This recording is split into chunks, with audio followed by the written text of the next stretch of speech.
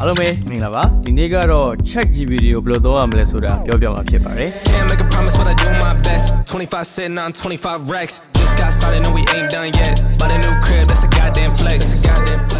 ChatGPT ဘယ်လိုသုံးရမလဲပြောပြမယ်ဆိုတော့တည်ပြီးသားသူတွေအတွက်ရည်စရာဖြစ်ကောင်းဖြစ်နေနိုင်ပါတယ်ဒါပေမဲ့တကယ်မသိသေးတဲ့သူတွေလည်းရှိနေပါသေးတယ်ဒီဗီဒီယိုကတော့ကျွန်တော်စီကိုရှက်စရာကြီးဖြစ်နေမလားတော့မသိဘူးကိုချင်းမီ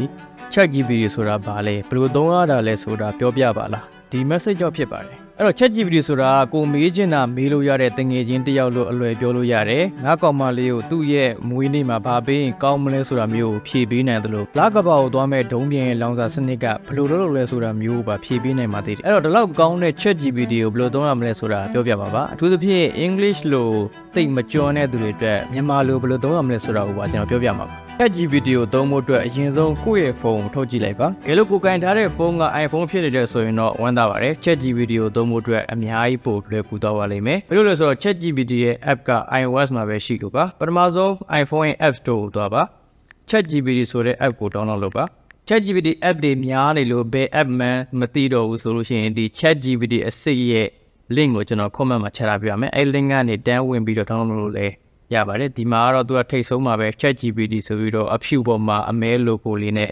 ဒါက ChatGPT အစစ်ပါဆိုတော့ download လုပ်ပါမယ် app ကို download လုပ်ပြီးဆိုရင်တော့ကျွန်တော်တို့လွဲပါတယ်ကျွန်တော် continue with app ဆိုတာနဲ့ login ဝင်ပြီးတန်းသုံးရုံပါပဲတကယ်လို့ကိုယ့်ရဲ့ဖုန်းက iPhone မဟုတ်ခဲ့ပဲဒီ Android ဖုန်းတွေဆိုလို့ရှိရင်တော့ကျွန်တော် ChatGPT ရဲ့ official website ကနေသွားသုံးရပါပါအဲ့တော့ကျွန်တော်တို့ ChatGPT ရဲ့ website ထဲကိုဝင်လိုက်ပါမယ် check.open.an.com ပါOkay ဒါဆိုရင်တော့ကျွန်တော်တို့ ChatGPT သုံးဖို့လုံးဝ ready ဖြစ်သွားပါပြီ။သုံးဖို့သုံးနည်းကတော့အတူတူပါပဲ website မှာနဲ့ဒီခုနက app မှာကအတူတူပဲကျွန်တော်တို့ send message ဆိုတာလေးပေါ်နေလိမ့်မယ်။ကျွန်တော် Messenger မှာစာလမ်းပို့ပြီးတော့စကားပြောသလိုပဲ ChatGPT နဲ့ AI နဲ့စကားပြောပါပါ။ဆိုတော့ဒီနေရာမှာ English လို့ကျွမ်းတဲ့သူတွေအတွက်ကတော့ကိုသိချင်တဲ့မှန်သမျှကိုတစ်ခါရေးထည့်ပြီး English လို့မေးရုံပါပဲ။ Okay ကိုက English လို့မကျွမ်းဘူး။မြန်မာလိုပဲသုံးချင်တယ်ဆိုရင်ဘယ်လိုလုပ်ကြလဲ။ဒီအတွက်ကျွန်တော်တို့Google Translate ကိုသုံးပြီးတော့ ChatGPT သုံးတဲ့နည်းကိုကျွန်တော်ပြောပြမှာဖြစ်ပါတယ်ဆိုတော့ဒီနည်းကတော့ဆိုတော့တခါလေ grammar လွဲနေတာမျိုးတော့ဖြစ်တတ်တယ်ဒါပေမဲ့သုံးလို့ရပါတယ်ကျွန်တော်တို့ Google Translate ကိုအရင်ဆုံး download လုပ်ပါမယ် Android မှာလည်းရှိတယ် iOS မှာလည်းရှိပါတယ် Google Translate ကဆိုတော့ Google Translate ကိုကျွန်တော်ဝင်လိုက်ပါမယ် Okay ဘယ်ဘက်မှာ English ညာဘက်မှာမြန်မာဆိုပြီးပုံနေဒါတော့ကျွန်တော်ရွေးထားလို့ပေါ့လေဒါအရေးမကြီးဘူးကျွန်တော်ဘယ်ဘက်ကိုကျွန်တော်အရင်ဆုံးနှိပ်လိုက်ပါမယ်မြန်မာဆိုပြီးတော့ search box မှာရှာလိုက်မယ်မြန်မာပေါ်လာဆိုရင်မြန်မာကိုနှိပ်ပါညာဘက်နေရာမှာကျွန်တော်တို့ကခုနလိုမျိုးပဲ English ကိုရှာပါ English ကိုနှိပ်လိုက်ပါမယ်ပြီးရင်တော့ကျွန်တော်တို့ဒီမှာမြန်မာလိုရေးပါမယ်စာရိုက်မယ်ဆိုကြပါစို့ငါကောင်မလေးမွေးနေ့အတွက်ဗာပေးရင်ကောင်းမလဲဆိုပြီးတော့ကျွန်တော် ChatGPT ကိုမေးမယ်အဲ့လိုမျိုးမေးဖို့တော့ကျွန်တော် English လိုအရင်ဆုံး translate ဘာသာပြန်မယ်ပေါ့နိငါကောင်မလေး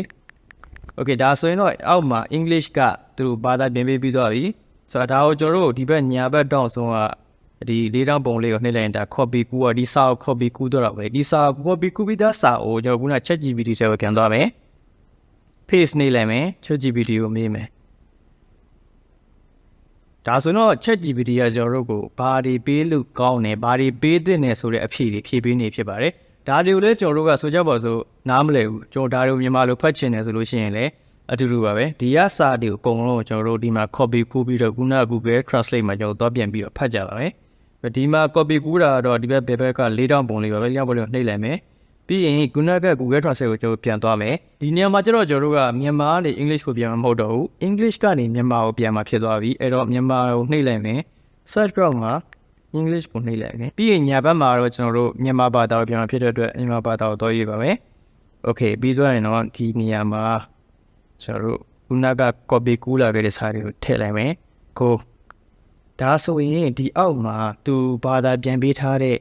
စာတွေအကုန်လုံးပေါ်လာမှာဖြစ်ပါတယ်ဒါဆိုရင်တော့ကျွန်တော်တို့ ChatGPT ကပြန်ဖြည့်ပေးရတဲ့အဖြေတွေကိုမြန်မာလိုဖတ်လို့ရပြီဖြစ်ပါတယ်ဒီလိုနည်းနဲ့ကျွန်တော်တို့သိချင်တာတွေအားလုံးကို ChatGPT ကိုမေးလို့ရပါတယ်လက်ရှိအချိန်မှာ ChatGPT ကတော်တော်လေးရေပန်းစားပြီးတော့တော်တော်လေးလည်းအသုံးဝင်တဲ့ app တစ်ခုဖြစ်တဲ့အတွက်အကုန်လုံးဒီပါသုံးတတ်အောင်လို့ကျွန်တော်တက်နိုင်သလောက်ပြောပြတာဖြစ်ပါတယ်အားလုံးပဲအဆင်ပြေကြပါစေ